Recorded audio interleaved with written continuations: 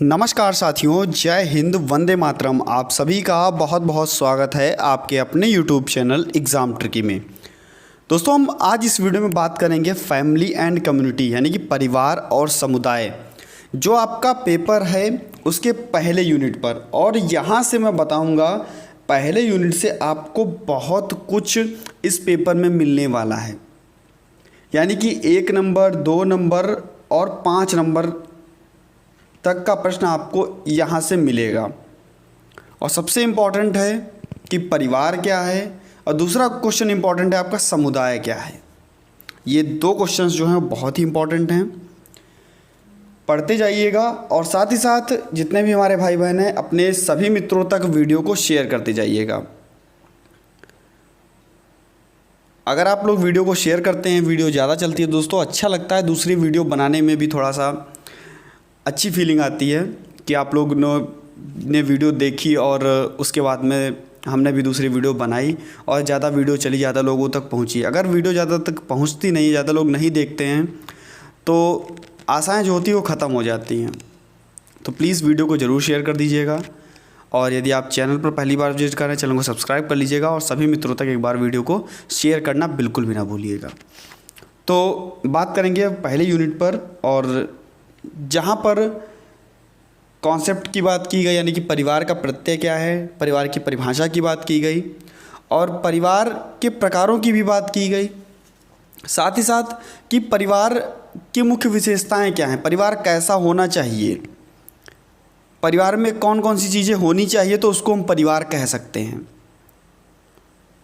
तो ये सभी चीज़ें हम पढ़ेंगे आज।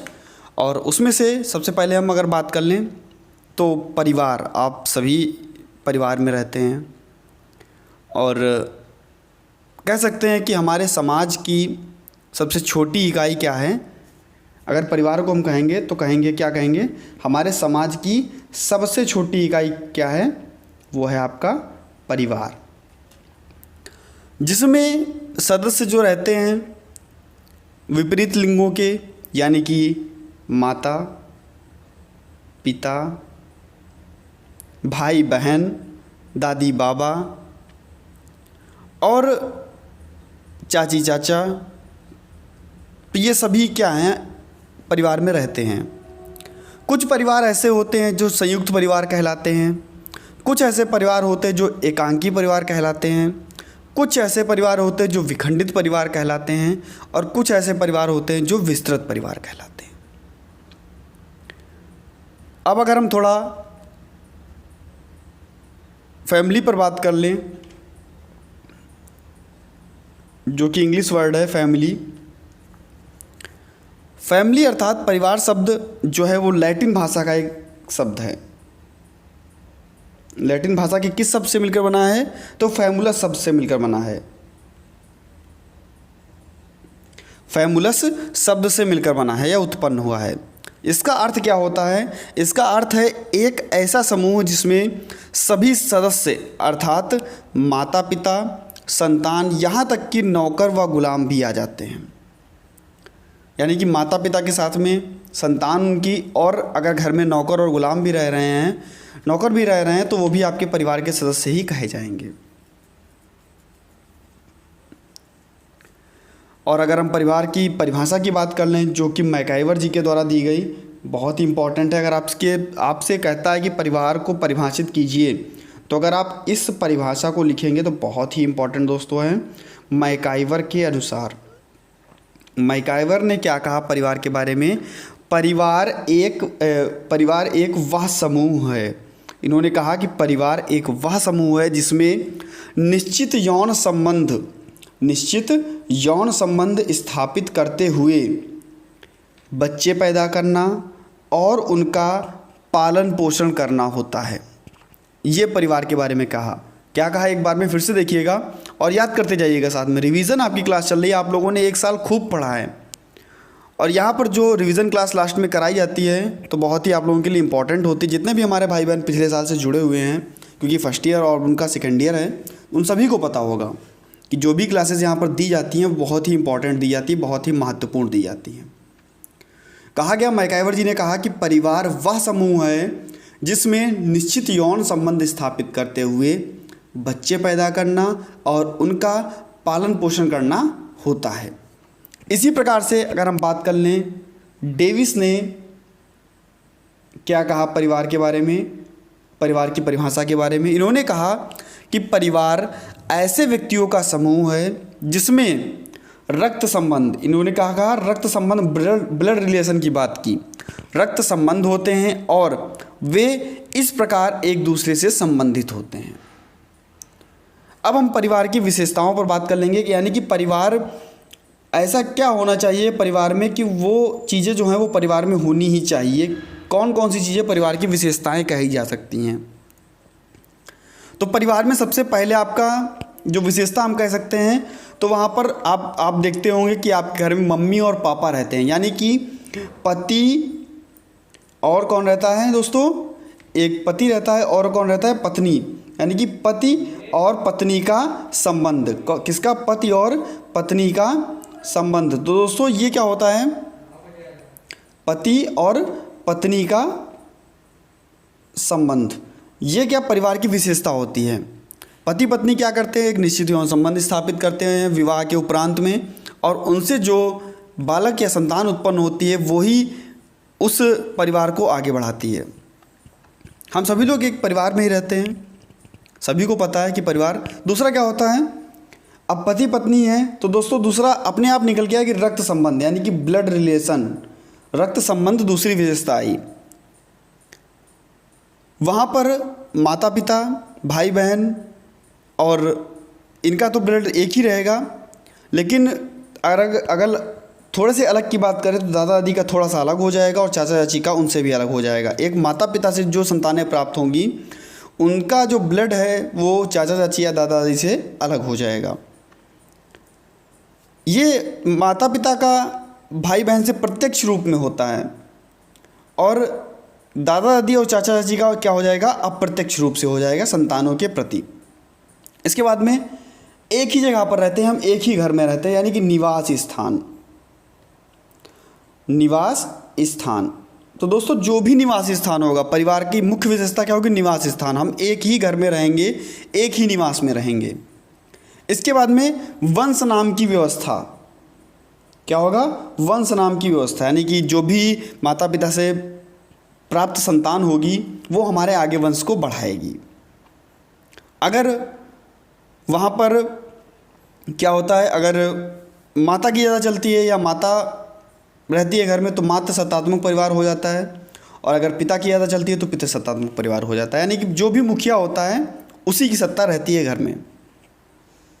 भावनात्मक आधार, अगर हम बात कर लें भावनात्मक आधार की, नेक्स्ट है आपका भावनात्मक आधार। एक दूसरे से भावनाओं से जुड़े होते हैं, प्रेम, स्नेह, वात्सल, इन सभी चीज़ों से एक दूसरे से जुड़े होते हैं।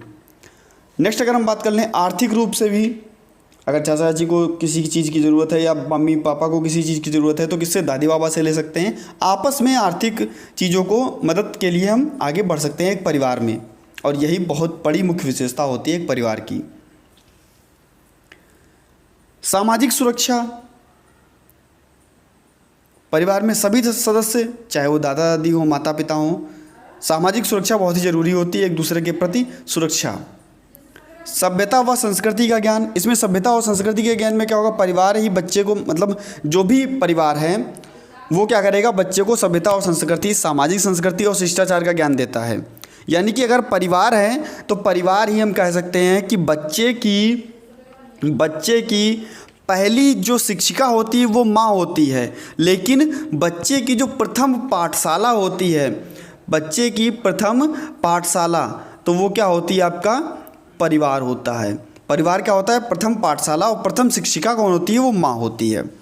इसके बाद में सामाजिक नियंत्रण और सीमित आकार, स्थायी व अस्थायी प्रकृति, ये सभी क्या हैं, आपकी विशेषताएं हैं। अब हम परिवार के प्रकारों की बात कर लें कि परिवार के कितने प्रकार होते हैं। तो अभी मैंने आपको बताया था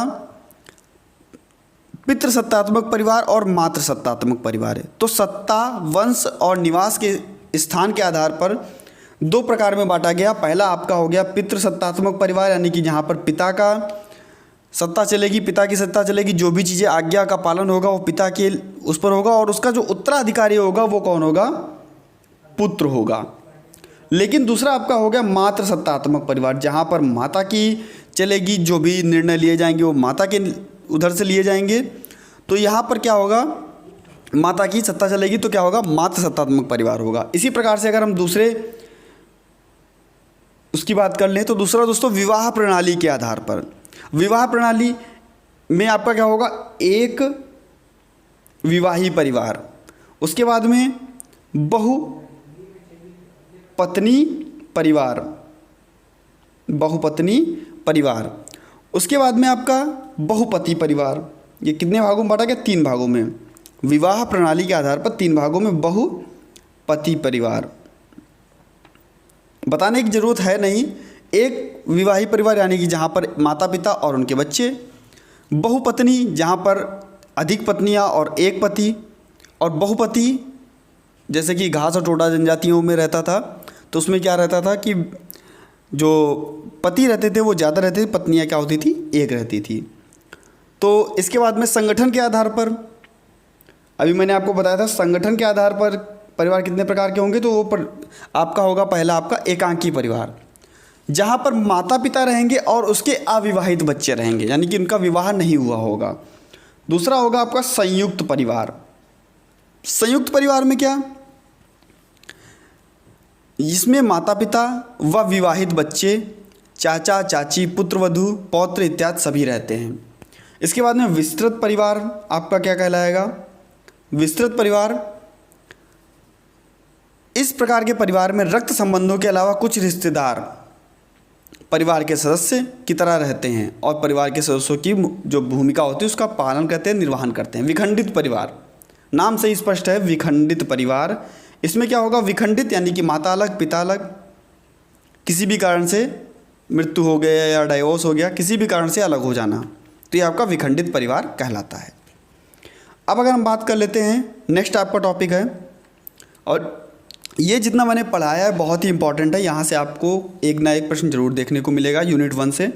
इसके बाद में बात करेंगे परिवार पर विकलांगता का प्रभाव, यानी कि एक परिवार में जब बच्चा होने वाला होता है तो सभी की आशाएं जो होती हैं बहुत ही अच्छी रहती हैं कि हमारा बच्चा होगा तो हम ये करेंगे, ये करेंगे, ये करेंगे, ऐसी चीज़ लाएंगे, ये खिलौने लाएंगे, वो करेंगे, इसको हम डॉक्टर बनाएंगे, या कुछ भी, बहुत सारी आशाएं रहती है दोस्तों घर में।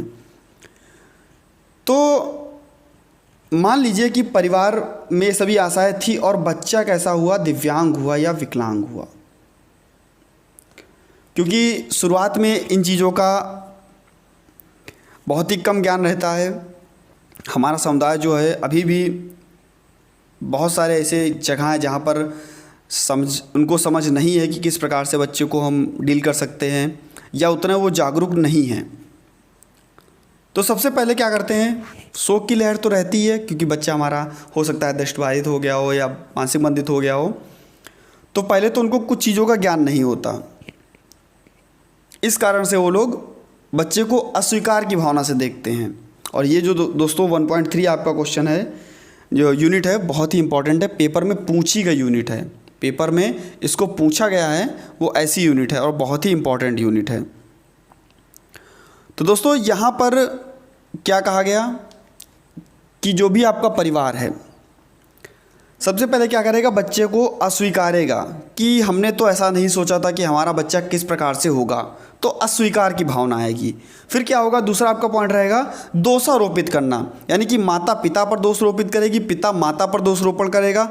उसके बाद में हो सकता है दोनों मिलकर के डॉक्टर पर दोषारोपण कर सकें कि उसने सही से जांच नहीं की या जो भी चीज़ें हैं वो सही से नहीं की गई। इसके बाद में अगर हम बात करें डर की भावना, डर की भावना में क्या होगा कि बच्चा किस प्रकार से आगे बढ़ेगा, क्या करेगा, हम उसको कैसे पढ़ाएंगे, कैसे निर्णय लेगा, इन सभी चीज़ों की डर की भावना। अपराध बोध, कुछ माता पिता ऐसे होते हैं जो बच्चे को मारने की तक सोच लेते हैं कि हम उसको मार देंगे या कहीं हम छोड़ देंगे उसको, तो ये सभी चीज़ें उनके मन में आती रहती। शोक की स्थिति, मैंने आपको बताया शोक की स्थिति, सीधी सी बात है, अगर बच्चा अक्षम पैदा होता है तो क्या होगा? उस घर में शोक की स्थिति हो जाती है। फिर क्या होगा? अलग करने की प्रवृत्ति, माता अपने बच्चे को अलग करना चाहेगी, यानी कि अपने जो समाज है, परिवार है, उससे अलग रखना चाहेगी, किसी को पता ना चले कि हमारा बच्चा ऐसा है।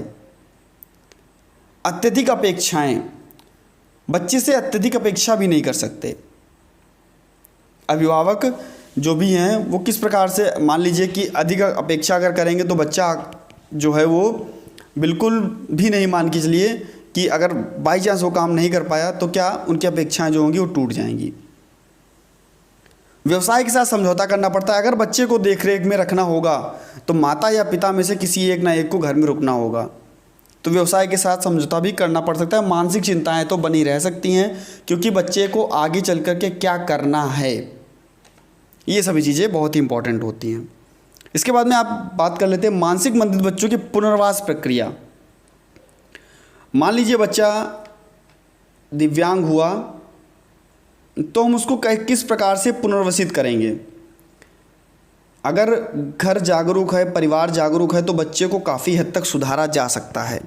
तो सबसे पहले हम क्या करेंगे, बच्चे को कारण जानने की आवश्यकता होगी, किन कारणों से बच्चा दिव्यांग हुआ, और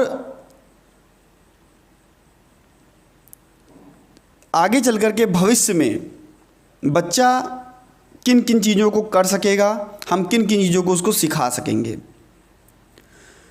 साथ ही साथ नेक्स्ट आपका पॉइंट होगा स्वतंत्र विकास की अवस्था। ये सभी मैं आपको हेडिंग्स बता रहा हूँ और आप लोग स्वयं से पढ़े होंगे। आप केवल एक बार हेडिंग्स याद करते जाइए, क्योंकि आप सेकेंड ईयर में बिल्कुल भी याद नहीं कर सकते चीज़ों को। आपको समझना होगा तभी आप लिख पाएंगे।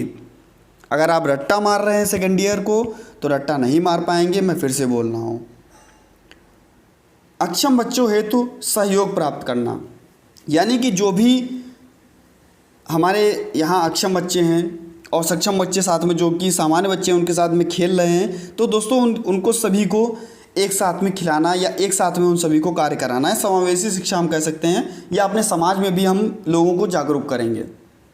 लोक कल्याण हेतु कार्य करना, अक्षम बच्चों की समस्याओं की पहचान करना, पहचान बहुत ही आवश्यक होती है, और अक्षम बच्चों की समस्याओं का निदान करना, यानी कि पहचान करेंगे हम, पहले कारण जानेंगे फिर पहचान करेंगे, और निदान बहुत ही आवश्यक होता है।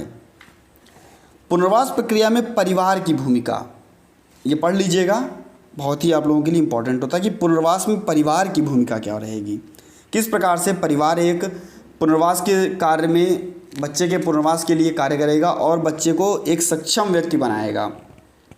इसको थोड़ा सा पढ़िएगा, बहुत ही अच्छा टॉपिक है और आपके पेपर में आने की संभावनाएं भी रहती हैं।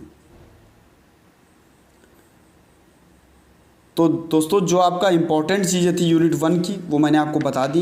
1.5 में आपका एक बहुत ही इम्पॉर्टेंट चीज़ है परामर्श कौशल। जो इम्पॉर्टेंट काउंसलिंग की बात अगर की जाती है, परामर्श कौशल की बात की जाती है, तो इसको ज़रूर पढ़ लीजिएगा। परामर्श क्या होता है, मैं आपको परिभाषा बता दे रहा हूँ। परामर्श एक प्रक्रिया है जिसमें साक्षात्कार के माध्यम से किसी व्यक्ति को उसकी समस्याओं के समाधान में सहायता दी जाती है।